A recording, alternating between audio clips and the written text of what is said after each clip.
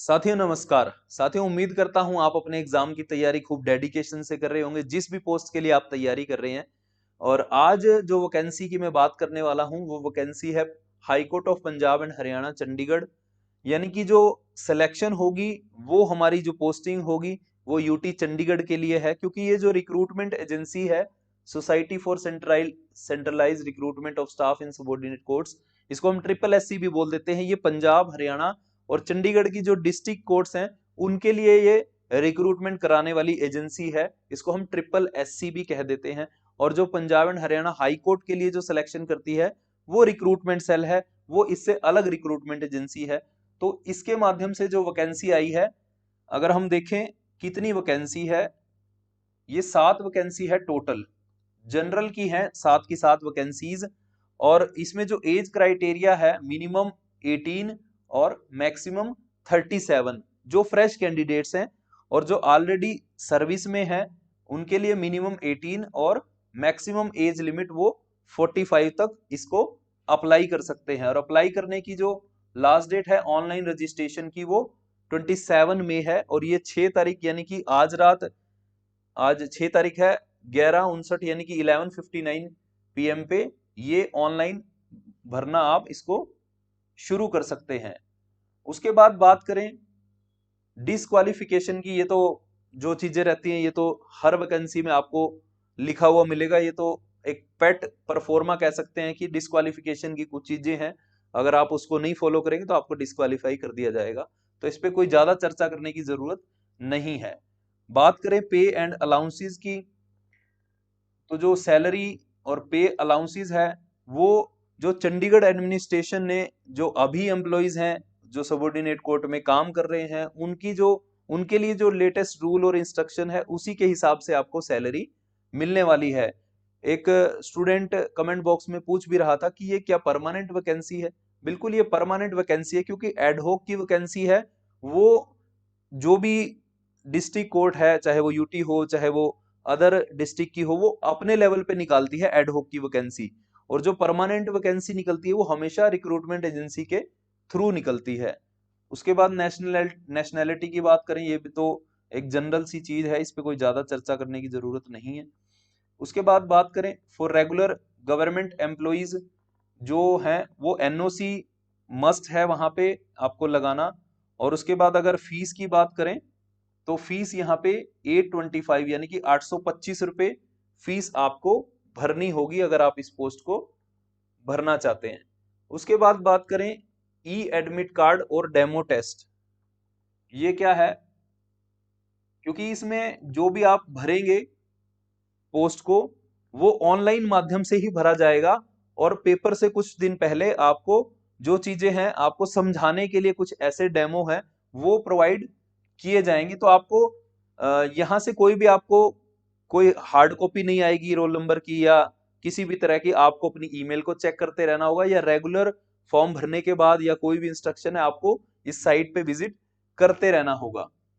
उसके बाद बात करें जो टेस्ट के जो सेंटर रहेंगे वो नॉर्थ नॉर्थ लिखा था नॉर्दर्न इंडिया, जो नॉर्दर्न इंडिया है अपना, वहां पे इसके सेंटर रहेंगे और किसी भी कंडीशन में इसको चेंज नहीं किया जाएगा।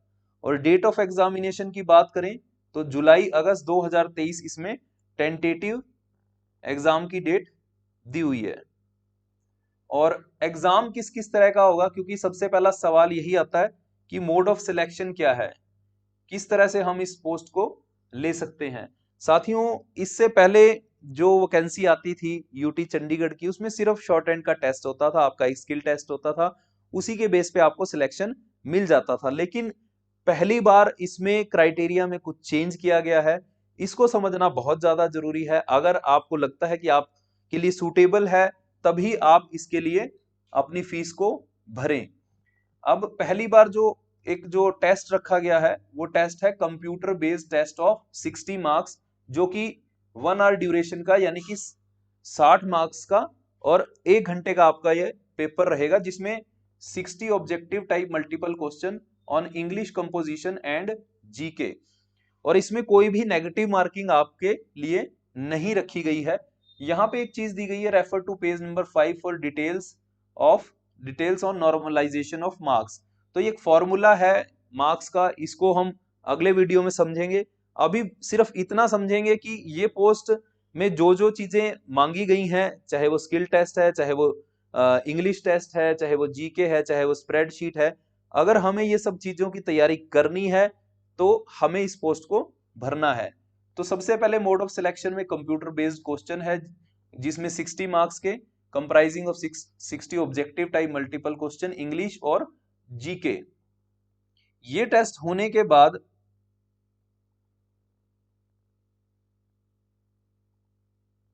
English test short and transcription के लिए आपको बुलाया जाएगा। और कितने स्टूडेंट्स को बुलाया जाएगा, ये चीज बहुत समझने वाली है। हम समझे कि हमने उसको क्वालिफाई कर लिया तो सभी को बुलाया जाएगा, ऐसा नहीं है दोस्तों। मैं बहुत बार इस टॉपिक पे चर्चा करता हूँ, स्टूडेंट से बात भी करता हूँ कि अगर आप इंग्लिश शॉर्ट हैंड को सीख रहे हैं, उसकी प्रैक्टिस कर रहे हैं और आपने अपनी इंग्लिश को इम्प्रूव नहीं किया है, if you are not improving your English, तो आपको ये दिक्कत आने वाले टाइम में, जैसे पहले हरियाणा की जो गवर्नमेंट थी वो नहीं इस तरह के टेस्ट लेती थी, सिर्फ स्किल टेस्ट पे आपका सिलेक्शन कर दिया जाता था। और भी बहुत सारे ऐसे एग्जाम थे जो स्किल बेस्ड थे, उसमें कोई भी रिटन टेस्ट, इस तरह के टेस्ट नहीं लिए जाते थे। लेकिन अब ये जो टेस्ट हैं ये पहले लिए जाते हैं, स्किल बाद में आता है। तो आप ये समझे कि शॉर्ट हैंड से भी ज्यादा वैल्यू किसको दी जा रही है, हमारी इंग्लिश को। अगर हम हिंदी के स्टूडेंट हैं या और किसी लैंग्वेज की शॉर्ट हैंड हमने सीखी है, तो हमारी जो लैंग्वेज है, जिस लैंग्वेज में हम शॉर्ट हैंड को सीख रहे हैं, उस पे अगर हमारी कमांड अच्छी नहीं होगी तो फिर हमारे लिए बहुत दिक्कत, आने वाले टाइम में सिलेक्शंस लेना बहुत मुश्किल हो जाएगा। अगर हम इंग्लिश को अभी से अच्छा कर लें, जो साथी कर चुके हैं बहुत अच्छी बात है, जिन्होंने अभी भी इस पे ध्यान नहीं दिया है, इस चीज को आप समझ लें। इंग्लिश शॉर्ट हैंड और उसके बाद ट्रांसक्रिप्शन का टेस्ट 80 वर्ड्स पर मिनट का है, और ट्रांसक्रिप्शन की जो स्पीड है वो 20 वर्ड्स पर मिनट रहेगी। और एक स्प्रेडशीट का टेस्ट यानी कि एक्सेल का जो टेस्ट होगा वो 10 मिनट का, जिसमें आपको 4 नंबर लेना कंपलसरी है मिनिमम। जो जिनके नंबर 4 से नीचे होंगे उनका ये जो टेस्ट है इंग्लिश शॉर्ट हैंड का, ये चेक नहीं होता। ये पहले भी क्राइटेरिया था, अभी भी है, लेकिन इसमें अभी एक नया जोड़ दिया गया है कि आपके इंग्लिश का जो ऑब्जेक्टिव टाइप है और जीके का है वो भी आपको देना पड़ेगा। उसके बेस पे आपका सिलेक्शन आगे बढ़ेगा। तो आगे चलते हैं साथियों।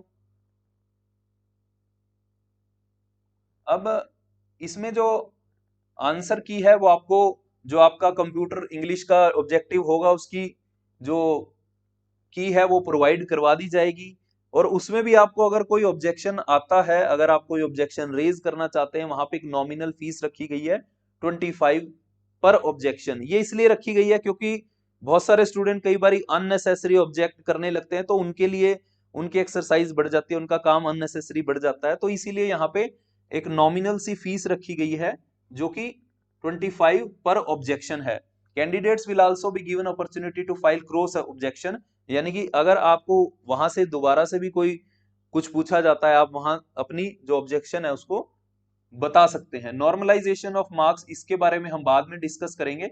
सबसे पहले तो ये समझ लें कि आपने ये पोस्ट को भरना है, अगर आप जॉब में हैं आपके लिए सूटेबल है या नहीं है। आप फ्रेशर हैं, देखिए फ्रेशर स्टूडेंट्स को तो सभी एग्जाम देने चाहिए, उसके लिए हर एक एग्जाम महत्वपूर्ण होता है। लेकिन जो स्टूडेंट्स जॉब ले लेते हैं उनके लिए फिर बाद में थोड़ा सा सिलेक्टिव हो जाता है कि मुझे यहाँ जाना है नहीं जाना, स्टेशन पे कितना खर्चा है, हर एक चीज को देख के आपको चलना चाहिए।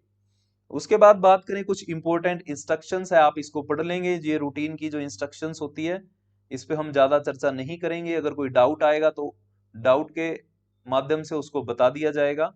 और इससे अगर हम आगे चलें तो ये सब प्रोसीजर का पार्ट है, कुछ भी ऐसा नहीं है कि बहुत ज्यादा बताने वाली चीज है, तो इस पे बहुत ज्यादा चर्चा करने की जरूरत नहीं है। तो यहां तक वैकेंसी का पार्ट था कि आपको भरना है नहीं भरना, और उम्मीद करता हूं कि आप समझ गए होंगे कि जो चीजें बताई गई हैं। और लास्ट इसमें एक चीज है कि अगर आपको कोई टेक्निकल कोई फॉर्म भरने में दिक्कत आती है तो आप इस नंबर पे कॉल करें।